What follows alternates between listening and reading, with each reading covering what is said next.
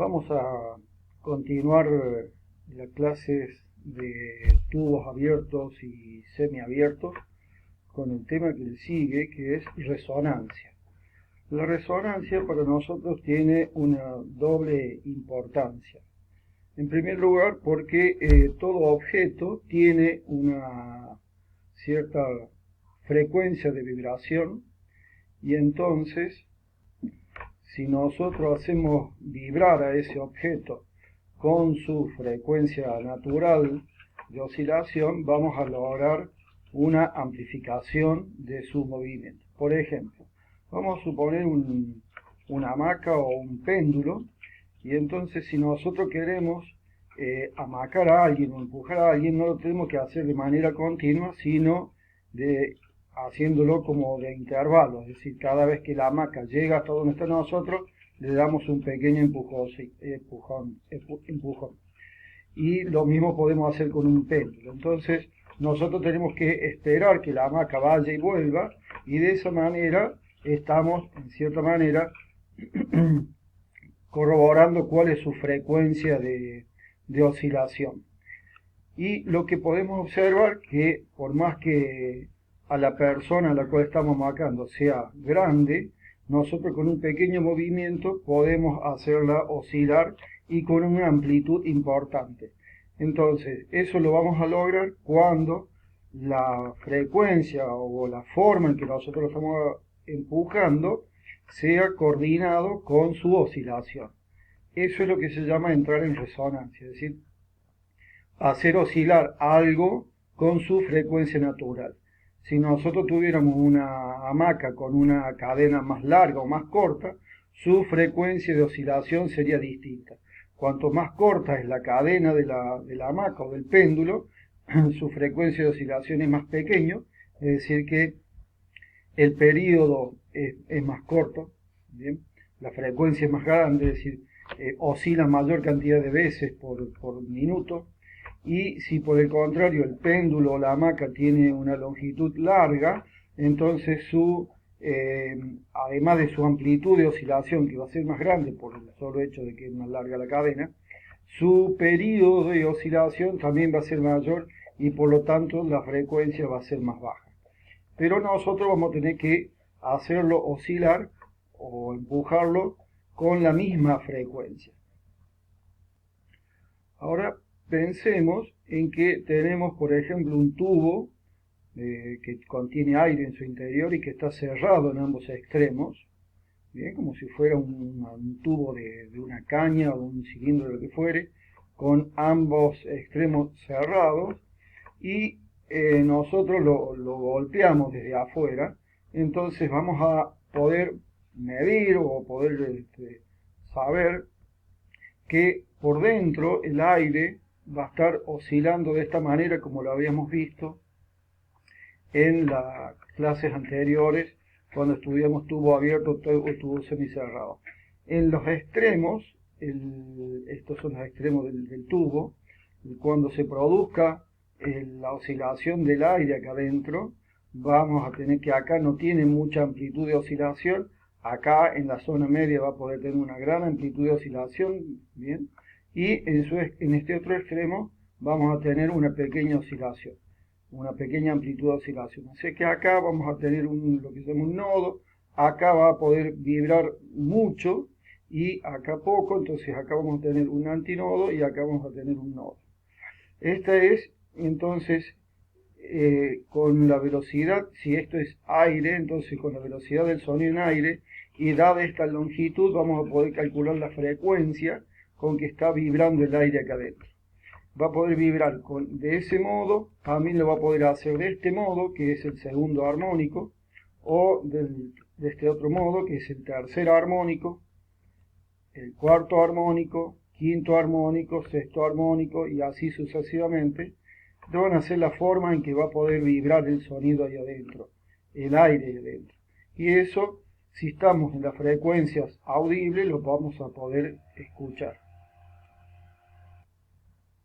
El tubo que les acabo de mostrar tiene una longitud fija, por lo tanto las frecuencias y los armónicos están predeterminados por su longitud. Si nosotros quisiéramos, podríamos pensar en un tubo al cual le podemos ir cambiando la longitud, por ejemplo, al menos imaginativamente, y si no, podríamos tener el caso, por ejemplo, de un piano, donde esta es la forma que tiene esa suerte de caja de resonancia. Y entonces aquí podemos ver que las cuerdas tienen distintas longitudes, por lo tanto cada cuerda va a poder vibrar con una longitud distinta, con una frecuencia distinta, dependiendo de su longitud. Y de esta manera podemos tener muchas notas en un solo instrumento.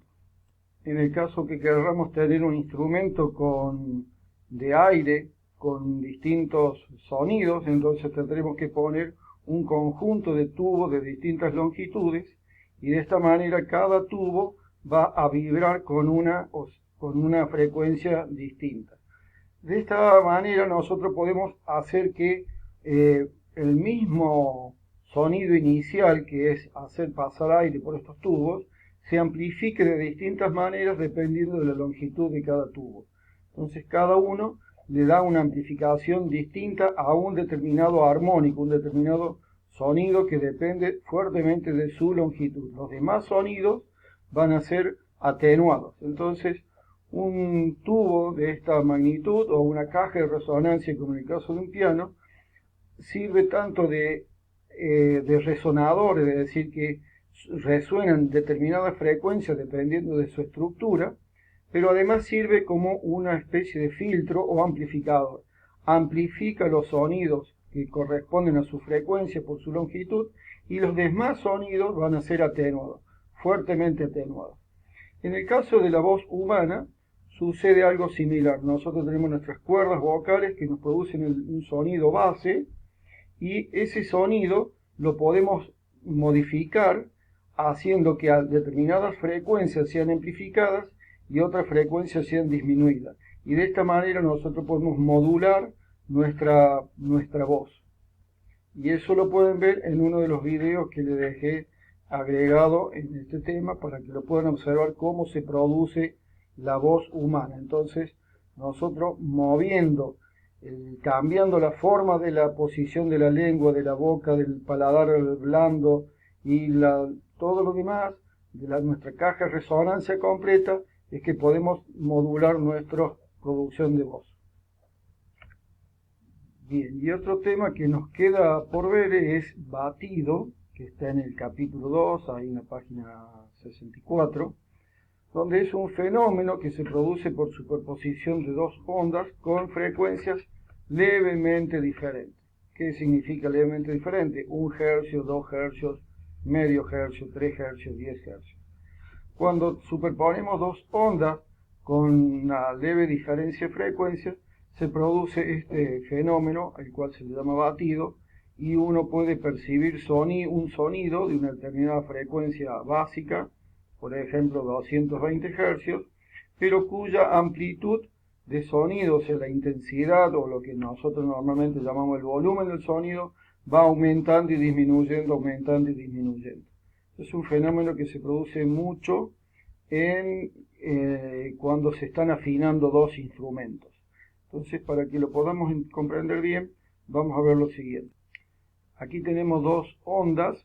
Vamos a suponer que la verde y la roja, que en el eje horizontal tengo lo que es la evolución en el tiempo, y en este momento uno puede observar que ambas ondas comienzan en el mismo punto. Es decir, acá están sincronizadas, acá en el 0 comienzan las dos, y de esta manera van viajando las dos conjuntamente. Fíjense que cuando los dos están en un máximo, es decir, cuando una está en un máximo, la otra también; cuando una está en un mínimo, la otra también. Si las sumamos, entonces vamos a obtener esta onda azul, que sería la suma de las dos ondas, y vemos que está totalmente sincronizado una con otra.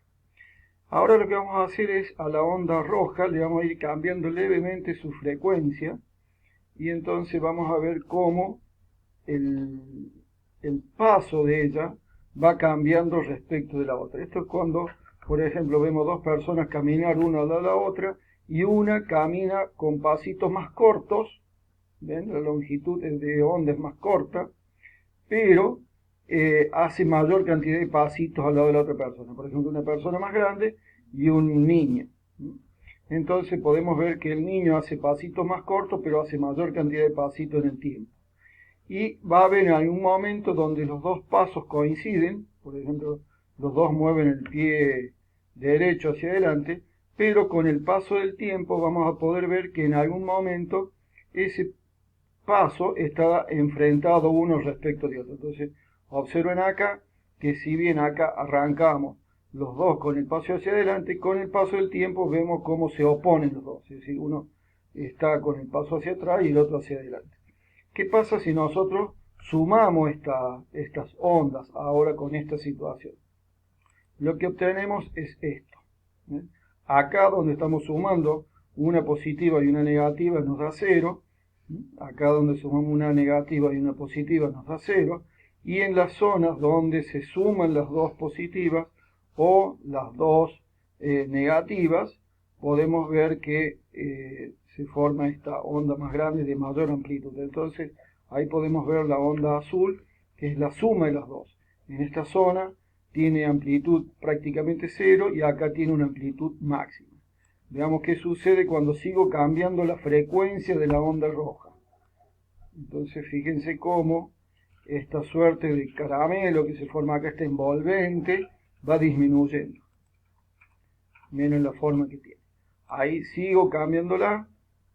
Ahí la frecuencia, la diferencia de frecuencia entre una y otra, entre la onda roja y la azul, es cada vez mayor. Por lo tanto, la cantidad de estos máximos y mínimos que se producen va aumentando. La cantidad de máximos y mínimos que se producen en la unidad de tiempo es exactamente igual a la diferencia de frecuencia entre la onda roja y la onda verde. Cuando la diferencia entre las dos es 0, podemos ver que la onda azul no tiene ni máximos ni mínimos. Si tiene una pequeña diferencia, entonces podemos ver que se forman muy pocos máximos y mínimos a lo largo del tiempo. Ahí podemos ver, prácticamente no hay máximos y mínimos.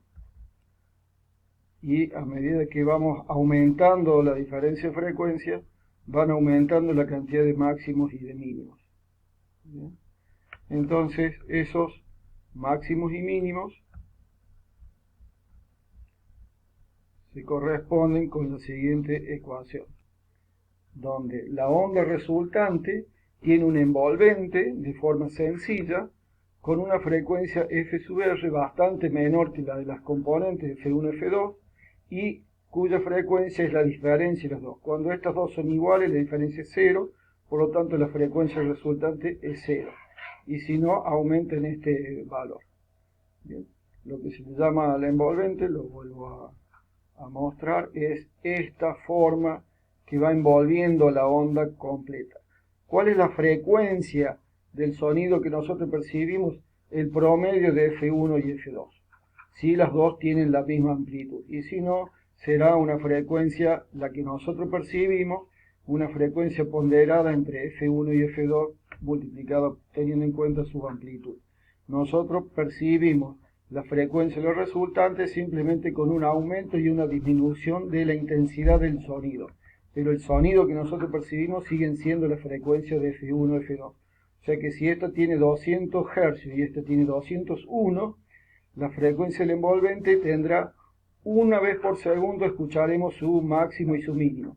En tanto que el sonido que nosotros seguimos percibiendo sigue siendo de 200 Hz o 200,5 Hz.